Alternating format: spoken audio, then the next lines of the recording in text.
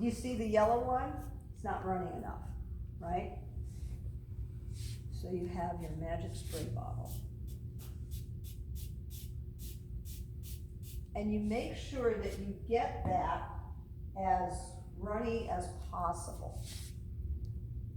Okay, so when you're doing this, you want it pretty runny. If you really wanna do this, and by the way, you could, and I'll do this too, you can draw on fabric. You just go to Michael's and get some craft paints and a spray bottle of water. Margaret, Yes. can you use any kind of pencil, or do you like a crayon to do a outline for a drawing on fabric, or what would you recommend? If I was when I sketch on fabric, I just get a pencil and I sketch on. I don't worry about it, you know. I mean, it doesn't bother me if it's there at all. If you want a trick where, you know, you might be one of those people that it bothers you. If you're one of the people that it bothers you, what you want to do is get a thinner piece of cotton, take a Sharpie, do your drawing on a piece of paper and put it underneath. And it'll show right through. And you can do that too. So here we go.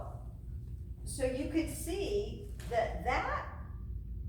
that's pretty good, right? And it's acrylic. It's gonna bond to the fibers. It's gonna stay in there, has a pretty decent color. It is gonna dry lighter. But my trick that I do is I use this liquid watercolor when I'm painting.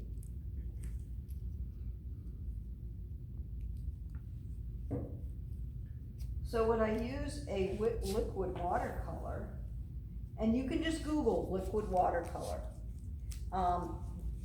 There's a brand called Sax, S-A-X, and it says it's washable. It's not washing out. I've put it on my clothes, it does not wash out. But if you keep something for long enough, you could paint with Kool-Aid. Have you ever tried to get Kool-Aid out of a white t-shirt? Does it ever happen? No. You can dye socks with Kool-Aid. You know, I mean, really, you can actually, you can dye socks with Kool-Aid. So once it's on there, it's on there. And I've had things for many years and they don't fade. So, but when I've got the liquid watercolor in there,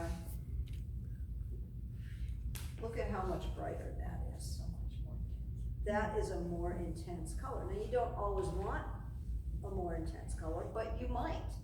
Will that also decrease will change value like an acrylic will?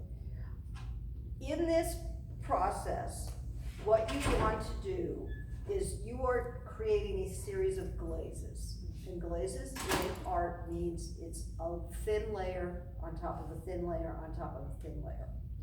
So when you do this process, luckily we're in a warm climate and a dry climate for the most part. In an hour, you'll see the final result. If it's really hot, I mean, you can put it outside and probably 10 minutes later, you'll see what it's gonna look like. But generally when I paint over a series of days.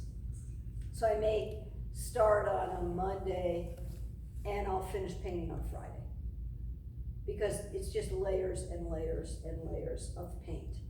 Now something else, Michael was mentioning something else about, well, what do you want to do if you can draw on something?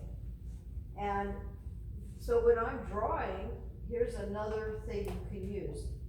These are, it's Derwent, okay? These are actual pigment sticks, so there's real pigment in these. They are water soluble. You can get them in pencils.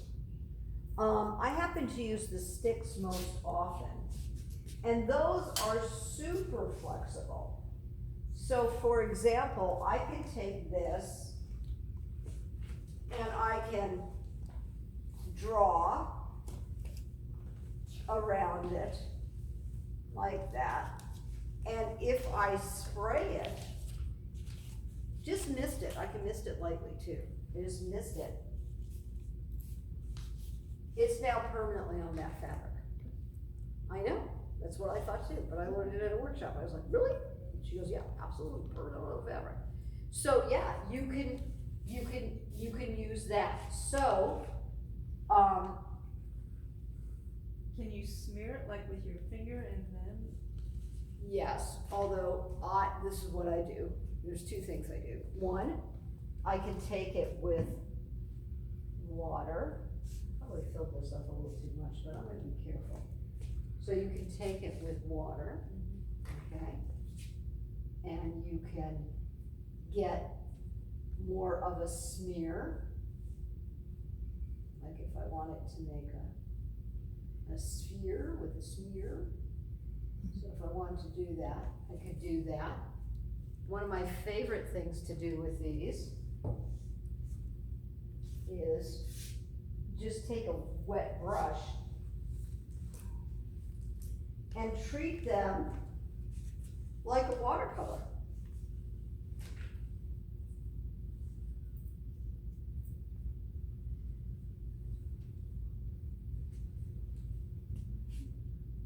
Now, if you have black and white, like novelty fabric that has like, I have some black and white fabric that has silverware on it, you could take one of these and get yourself a set of these and repaint the silverware different colors. And it's set. Which would be really fun, like it'd be really fun for a pillow, it'd be really fun for anything like that. Let's say that you're like a little hesitant about your drawing skills. We can all be that way, it's okay. So maybe what you wanna do is blow up a big fabric of a flower, put it underneath your fabric, take one of these, kind of color it, mist it, it's set. It's pretty easy to do. The other thing you can do with these that I really like is, and hopefully I can get some white in here, hopefully it's still a little bit wet. If not, I'll wet it. Did you say you do pre-wash, or exactly what kind of fabric is it besides being 100% cotton? Is there something more? Nope. Oh, I love it, look at your shoulder. No, I say, in fact, I'll show you some polyester that I've done. Thank you. So the ode to the 70s. So look, here's a little bit of white. And as long as that's wet, it'll go ahead and, move around with that color. So there's, all sorts of possibilities. You make your own dot fabric. What if you took and did something like that? So anything that you can do on paper that's cotton, you can do on this, okay? And you can stitch through it, okay? All right, so somebody said, well, what kind of fabric? Well, let me just show you some examples. So these, hold on a second, I got a whole bunch of them. This is a heavier linen cotton canvas, and I took a placemat, those chargers, those plastic chargers that are decorative. So I took one of the plastic chargers and I wet down my fabric and I painted it. It was pretty soupy. I threw the placemat on top of it. I put it out in the sun, let it dry, and then you got the placemat stamp on it. Okay, this is cotton. This is the same little experiment. Let's see if I've got a better one of those experiments. And this one I did, I'm gonna pull out another example of that. Oh, I lined all these, hold on a second. Well, I'm just gonna do this. I'm gonna show you an example. I had curtains, sheer curtain shears that I had up before my order for regular blinds came in. So when the blinds came in, my husband took the shears down, I started painting them. And that's just cheap shears. I made an entire piece out of that.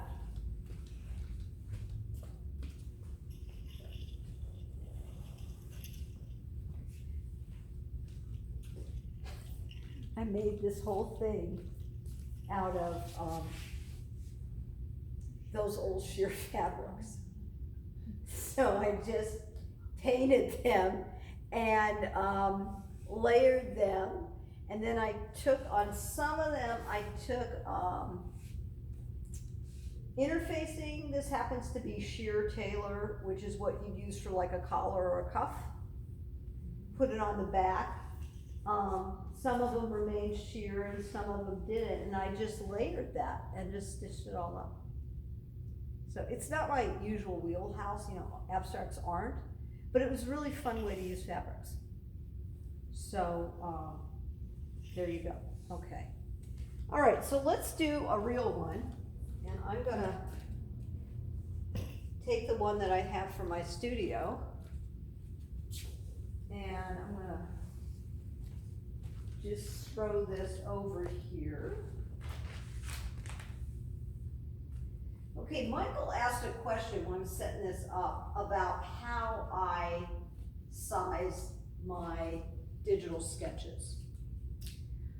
I do have, I'm just shameless plug, I do have 2 online courses. And if you're interested at all, I have these and you can pass them around if you're interested, you know. I do have online courses that teach you how to do that. It's a matter of uploading it to Photoshop Elements and then doing a few steps to get it right and being sure it's the right thing. I also offer, if someone has a photo and they want me to do some of my digital magic and design it and order them fabric for them custom, and pretty big, you know, like 36, 52, you know, is probably as big as you can get it. I will do that for you. You know, I'll design it and order it and do the whole thing if you're interested. But anyway, so it's a little bit of that is a little more complicated process.